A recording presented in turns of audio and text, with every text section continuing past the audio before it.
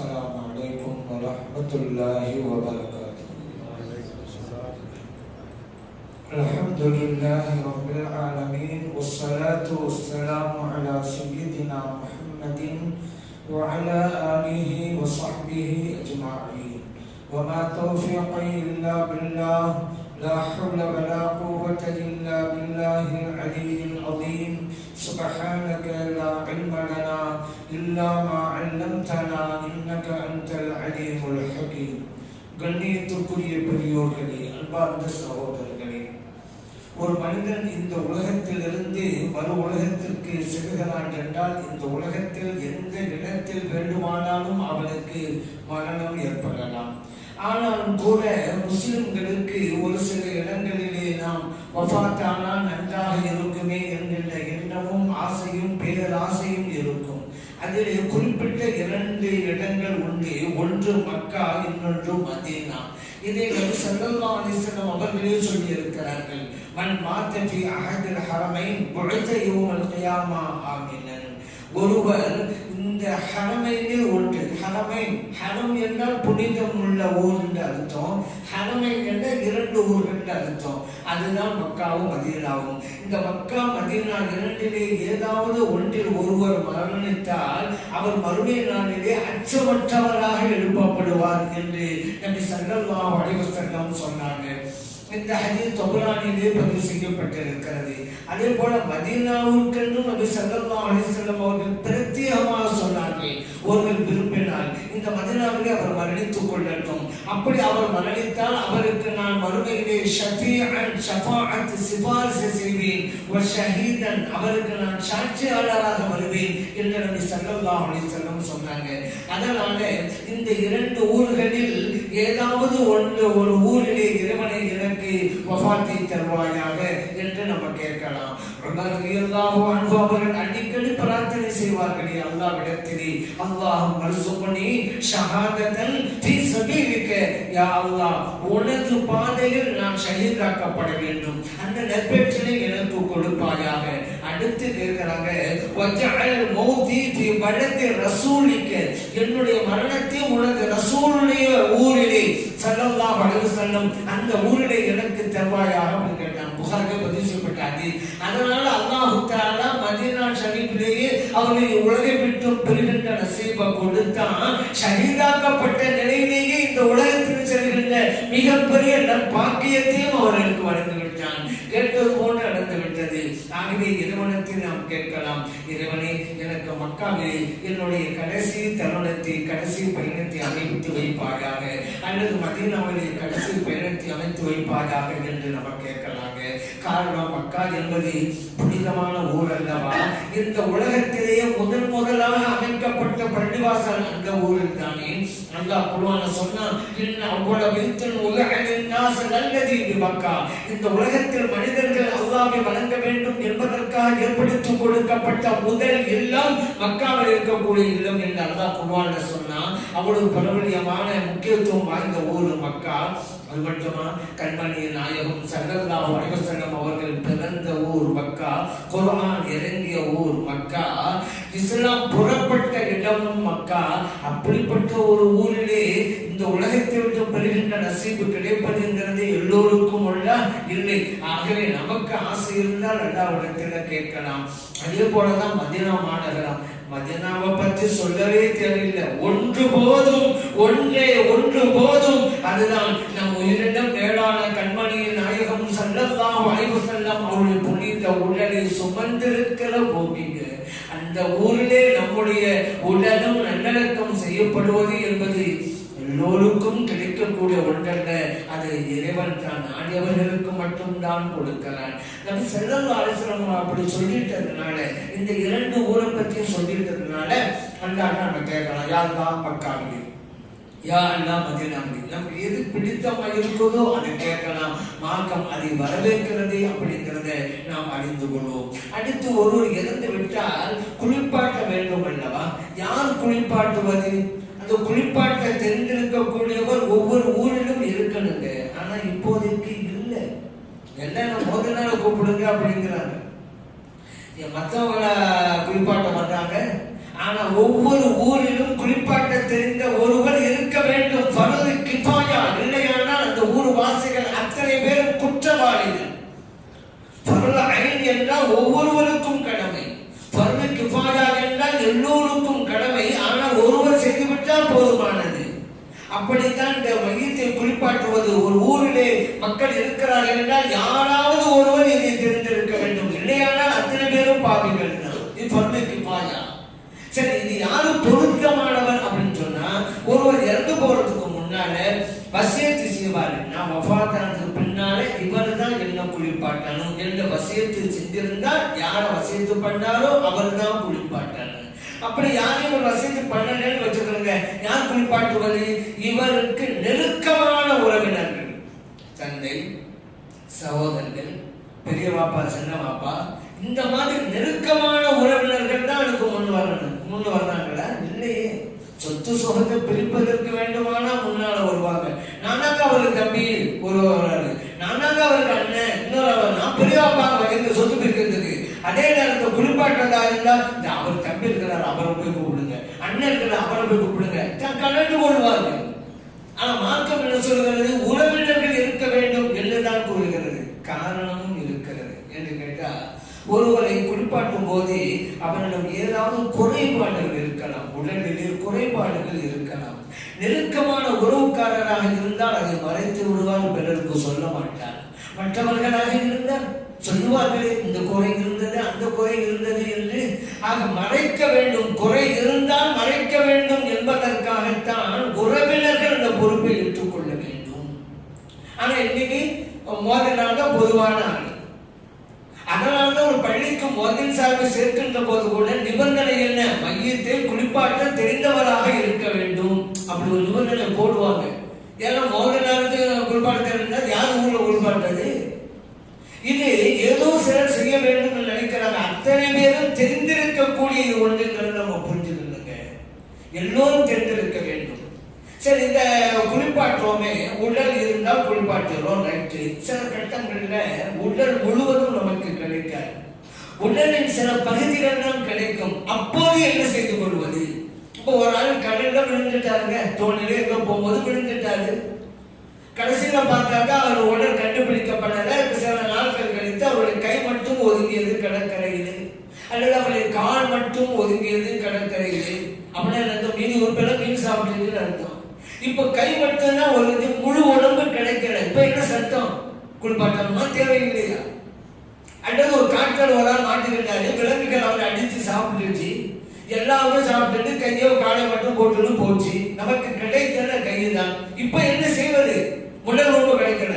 இமாம் ஷாஃபிஈ ரஹ்மத்துல்லாஹி சொல்றாங்க, எந்த உறுப்பு உங்களுக்கு கிடைத்ததோ அதை நீங்கள் குளிப்பாட்டுங்கள், கழுவுங்கள், கவனிடுங்கள், தொழுகை நடத்துங்கள் அப்படிங்கிறது.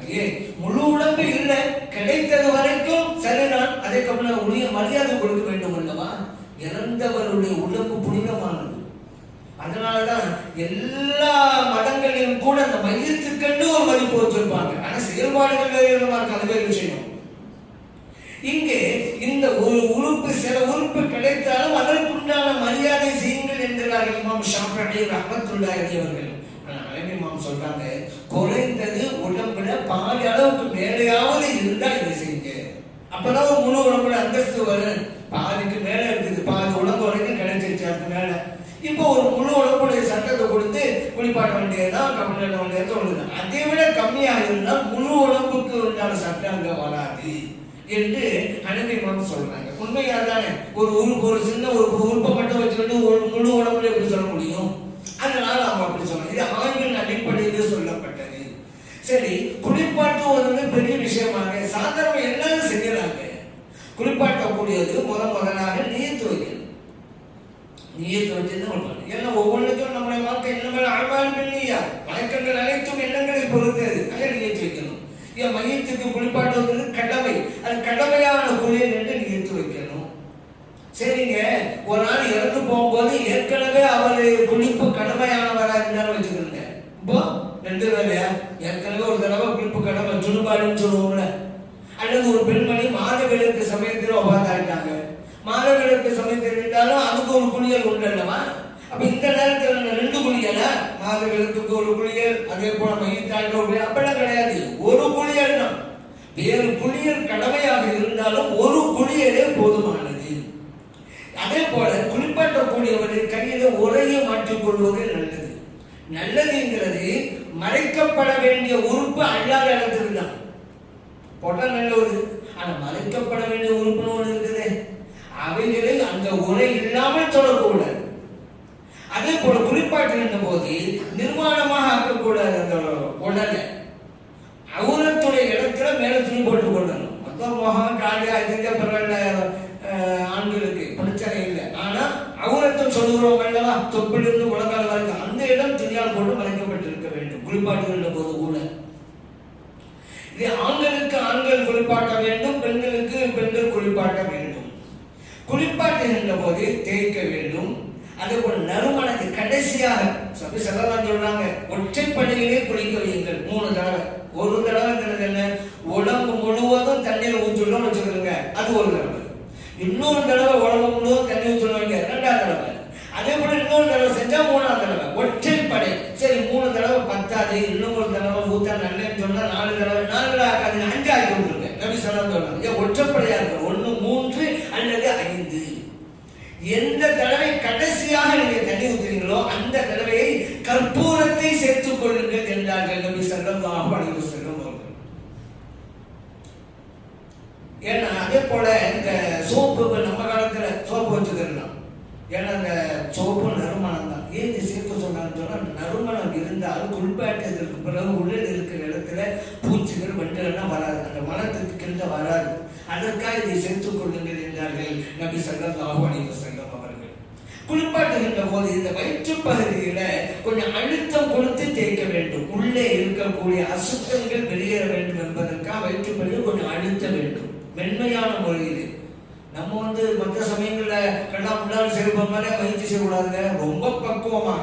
ஏன்னா சின்ன ஒரு செயல்பாடு கூட கஷ்டத்தை கொடுத்து விடும் இந்த மையத்துக்கு. ஆனால் மெதுவாக அந்தவாறு செய்ய வேண்டும். அசுத்தங்கள் வெளியாடும் அல்லவா. சரி நீங்க குளிப்பாட்டிட்டீங்க, அதுக்கு பிறகு அசுத்தம் வெளிப்படுத்து வச்சுக்கிறீங்க. அப்புறம் சரி இன்னொரு தடவை குளிப்பாட்டணுமா, ஆனா குளிப்பாட்டியாச்சு, அசுத்தம் தான் வெளியாடுச்சு, அந்த இடத்த மட்டும் அதை சுத்தம் செஞ்சுதான் போகும், அவ்வளவு. இன்னொரு தடவை தேவையில்லை. ஆனா குளியலின் போது இதெல்லாம் நன்றாக செய்து கொள்ள வேண்டும். வலது பக்கமாக, இப்ப கையை கழுவ போறோமா வலது கை எழுது, கால் கழுவ போறோமா வலது கால் எழுது, வலது பக்கமாக நீங்கள் ஆரம்பியுங்கள் நபி ஸல்லல்லாஹு அலைஹி வஸல்லம் சொன்னது. அதே போல ஒவ்வொருடைய உறுப்புகளை கொண்டும் ஆரம்பியுங்கள். ஃபர்ஸ்ட் ஒவ்வொரு உறுப்பா ஆரம்பிச்சுன்னா அப்புறம் மற்ற பகுதிகளில் நம்ம தண்ணீரை ஊற்ற வேண்டியது இது. அதே போல மையத்தை குளிப்பாட்டுகின்ற போது கொஞ்சம் உயரமான இடத்திலே வைத்துக் கொள்ள வேண்டும் மையத்தை. அப்பதான் அது மூலம் ஊத்துற தண்ணி மறுபடியும் அந்த உடல்ல படாம இருக்கு, கீழே ஓடிடும்ல. நீங்க தலைப்பகுதியில் வச்சிருந்தா அங்க ஊத்திங்க, தண்ணி அங்கே நிற்கும். அதனால கொஞ்சம் உயரமாக இருக்க வேண்டும். அதெல்லாம் இப்போ நடந்து கொண்டுதான் வருகிறது, பிரச்சனை இல்லை. என்ன கூலிக்கு ஆள் வைக்கிறாங்க, அதுதான். சொந்தக்காரர்கள் வச்சுன்னா அவங்களே குளிப்பாட்டுறாங்க. இப்ப கூலிக்கு ஒரு ஆள் கூப்பிடுறாங்க, அவர் குளிப்பாட்டுறாரு, காசு கொடுத்துறாங்க, கூலிக்கு வைக்கப்படுகிறது. சரி குறைகள் இருந்தால் வெளியே சொல்லக்கூடாது என்று சொன்னோம் அல்லவா. அதே போல சில நல்ல விஷயங்களை பார்த்தால் சொல்லலாம். அவர் குளிப்பாட்டு சொன்னாரு, முகம் என்ன ஒழுங்க, அவ்வளவு பிரகாசமா இருந்துச்சு குளிப்பாட்டு சொன்னாரு. அந்த நல்ல விஷயம் சொல்லலாம். ஏன் சொன்னால் நல்லது தானே நினைப்பாரு. அப்படி சீதேவியா இருக்காரு, தொழுந்தாரு, வணங்குறாரு, முகம் நல்லா இருக்குது. அப்ப நம்மளும் அந்த மாதிரி இருக்கணும், நல்லா சொல்லணும், வணங்கணும், நல்லமா நடக்கணும், நம்முடைய ரூஹ் பிரிஞ்சிருக்கிறோம், நம்முடைய ரூஹும் நல்லா இருக்கும்ல என்று பாடங்களை பெறுவதற்கு அது வழிவகுக்கும். நல்லதை சொல்லலாம். ஆனா குறைவாக இருந்தால் கட்டாயம் மறைத்தே ஆக வேண்டும். மாற்றுக்கிறது. அடுத்து இந்த குளிப்பாட்டுவது, தண்ணீர் இருக்குது பிரச்சனை இல்லை, தண்ணீர் இல்லைங்கிற சூழ்நிலை நம்ம நாட்டை பொறுத்த மட்டும் இல்லை. ஆனாலும் சட்டம் என்ன, தண்ணீர் இல்லை, ஒது செய்யணும் வச்சுக்கணும், தொழுவணும், ஒது செய்யணும், தண்ணீர் இல்லை. மாக்கம் சொல்கிறது, பெல்லம் தடிதுமா அன்பதையம்மு ஸஈதன் த்வையிபன்.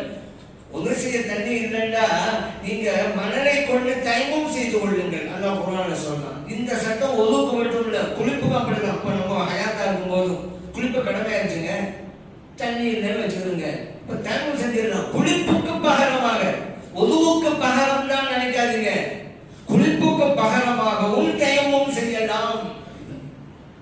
சரி தண்ணீர் இருக்குது, குளிப்பு கடமையா போது தண்ணீர்லாம் இருக்குது. ஆனா யூஸ் பண்ணாக்கா நம்முடைய உடம்புக்கு வியாதி, அவங்களுக்கு உடல்நிலை சரியில்லாம இருக்கிறாரு, கட்டுதான் தண்ணியில போய் பச்சை தண்ணி முடியாவிட்டா சுடுதண்ணி தண்ணி ஊற்றக்கூடாது, டிகிரி கூடிய காய்ச்சல். இப்ப என்ன செய்யறது? இப்போதும் தயமம் செய்து கொள்ளலாம். தண்ணீர் இல்லாவிட்டாலும் தயமும் தான், தண்ணீர் இருந்து உபயோகிக்க முடியாவிட்டாலும் தயமும் தான். இது ஒருவுக்கும் உண்டு, குளிப்புக்கும் உண்டு. ஆனா குளிப்புக்கு என்பதற்காக நாம் தவறாக விளங்கிவிடக் கூடாது. சிறப்பு வழங்கிடுறாங்க. ஒதுவுக்கு மண்ணில் கையை அடிச்சு ஃபர்ஸ்ட் முகத்தை தடவிடணும், அப்புறம் இன்னொரு தடவை மண்ணில் கையை அடிச்சு 2 கையும் தடவுனாங்க. இது ஒதுவுக்கு. சிறப்பு என்னன்னு சொல்றாங்க, ஒதுவுக்கு தானே இது. அப்ப குளிப்பாங்க, குளிப்பு இருந்தால் தலையிலேருந்து கால் வரைக்கும் தண்ணி படாது, அதனால மணல்ல கையை அடிச்சு உடம்புல கழுவி கிடக்குறாங்க. அப்படிலாம் கிடையாது. நீங்க குளிப்புக்கு தயமம் செஞ்சாலும் இந்த 2 தான். முகத்தை தடவுறது 2 கை, அவ்வளவுதான், குளிச்சாச்சு. பொதுவா இருந்தாலும் குளிப்பா இருந்தாலும் தயமமும் முறை இதுதான். இது தெரிஞ்சுக்கிட்டோமா?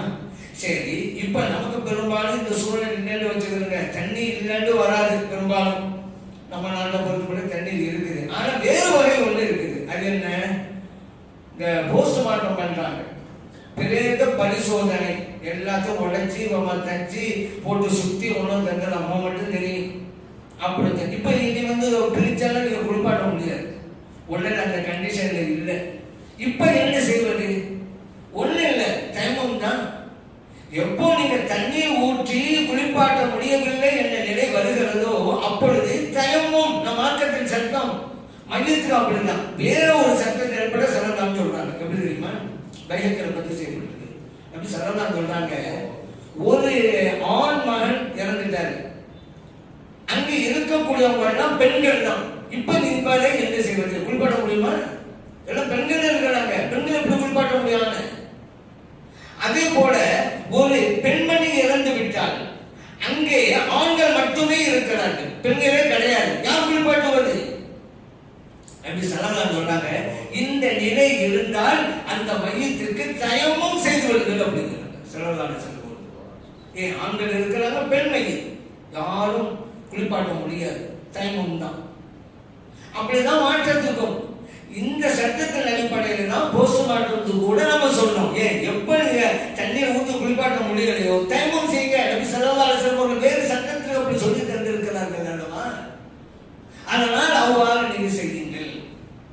அதே போல ஒரு இன்னொரு மையத்துக்கு குளிப்பாட்டுதல் என்பதே கிடையாது. அது என்ன? ஷஹீத், அல்லாஹ்வுடைய பாதையில இறங்கி வாழெடுத்து எதிரிகளோடு போர் தொடுத்து தன்னுடைய புனித உயிரை அர்ப்பணம் செய்கிறாரே புனித தியாகி, அவருக்கு குளிப்பாட்டுதல் என்பது கிடையாது என்கிறார்கள் நபி ஸல்லல்லாஹு அலைஹி வஸல்லம் சொன்னாங்க.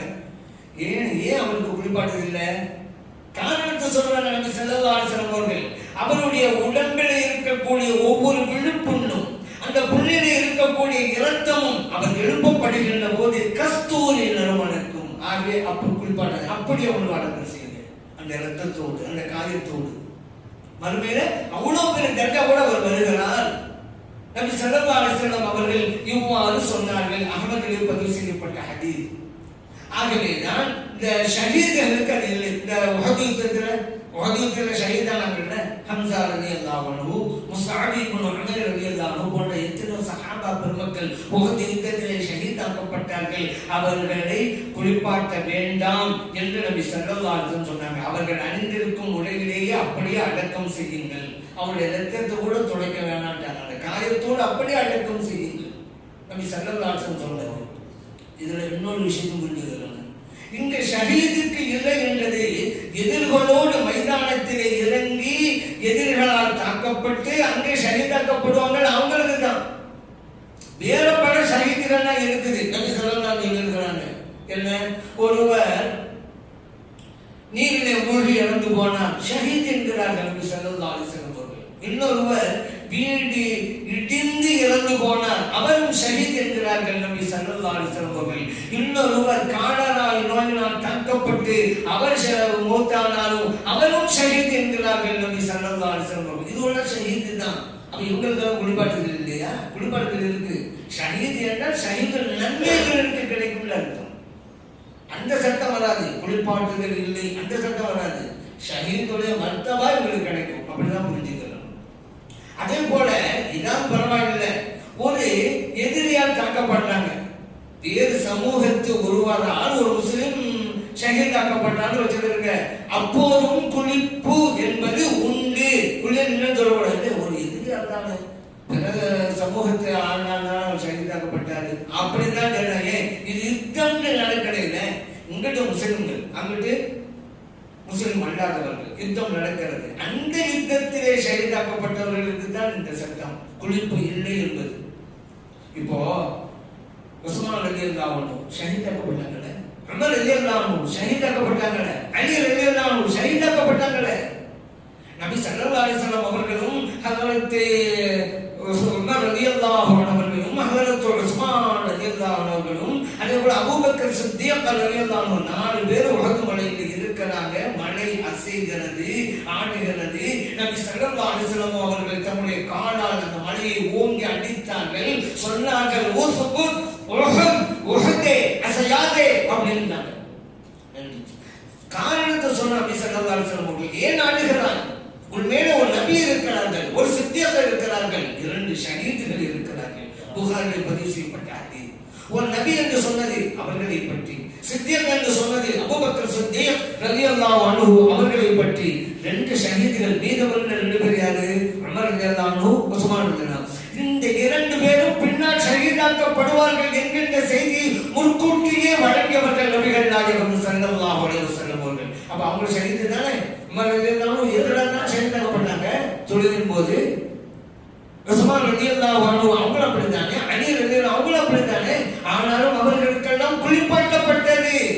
ஏன்? இது யுத்த காலத்தில் அவங்க ஷஹீதாக்கப்படலையே, தனியாக தானே தாக்கப்பட்டு ஷஹீதானாங்க. இவங்களுக்கெல்லாம் குளியல் உண்டு. குளிப்பு இல்லை ஷஹீதுக்கு என்பது யுத்த களத்திலே ஷஹீதாக்கப்பட்டவர் என்பதையும் நாம் அறிந்து கொள்ள வேண்டும். அதே போல மையத்தை முத்தமிடுவது அதுவும் மார்க்கத்திலே சுன்னத்தாக்கப்பட்டிருக்கிறார். நபி ஸல்லல்லாஹு அலைஹி வஸல்லம் செஞ்சிருக்கிறாங்க. உஸ்மான் இப்னு மல்ஊன் ரலியல்லாஹு அன்ஹு இறந்த போது அங்கே வருகை தர்றாங்க. நபி ஸல்லல்லாஹு அலைஹி வஸல்லம் அவர்கள் அழுத வண்ணம் உஸ்மான் இப்னு மல்ஊன் ரலியல்லாஹு அன்ஹு அவர்களை முத்தமிட்டார்கள். இது திருமீதியிலே பதிவு செய்யப்பட்ட ஹதீஸ். கண்மணி நாயகம் ஸல்லல்லாஹு அலைஹி வஸல்லம் அவர்கள் உலகை விட்டு மறைந்த போது அந்த இடத்தில் அபூபக்கர் சித்திக் ரலியல்லாஹு அன்ஹு இல்ல, அவங்க வேற இடத்துல இருந்தாங்க. அவர்களுக்கு தகவல் போனது, வந்தாங்க. நபி ஸல்லல்லாஹு அலைஹி வஸல்லம் அவருடைய புனித உடலை மூடி இருந்த அந்த துணியை எடுத்தார்கள், முகத்தை மூடி இருந்த துணியை எடுத்தார்கள். தன்னுடைய புனிதமான இதழால் கண்மணி நாயகம் ஸல்லல்லாஹு அலைஹி வஸல்லம் அவருடைய நெற்றியை முத்தமிட்டார்கள். தாங்கள் வாழும் போதும் நல்லவராக இருந்தீர்கள், மனமிக்கவராக இருந்தீர்கள், இவ்வுலகை விட்டு மறைந்ததற்கு பிறகும் மனமிக்கவர்களாக இருக்கிறீர்கள் என்று அபூபக்கர் சித்திக் ரலியல்லாஹு அன்ஹு சொன்னாங்க. புகாரிலே பதிவு செய்யப்பட்ட ஹதீஸ். அதனாலதான் மையத்தை முத்தமிடுவது இங்கேயும் கூட நாம் புரிந்து கொள்ள வேண்டும். ஆண்கள் ஆண்மையத்தை முத்தமிடுவது, பெண்கள் பெண்மையத்தை முத்தமிடுவது அதுவும் மார்க்கத்திலே சுன்னத்தாக்கப்பட்டிருக்கிறது என்பதையும் இந்த ஹதீஸின் மூலமாக நாம் புரிந்து கொள்கிறோம். நமது அனைவருக்கும் நல்ல மரணத்தை அல்லாஹ் தஆலா வழங்கிடுவானாக. ஆமீன். வல்ஹம்துலில்லாஹி ரப்பில் ஆலமீன். யா ரசூலல்லாஹ் யா ரசூலல்லாஹ் யா ஹபீபல்லாஹ் யா ஹபீபல்லாஹ்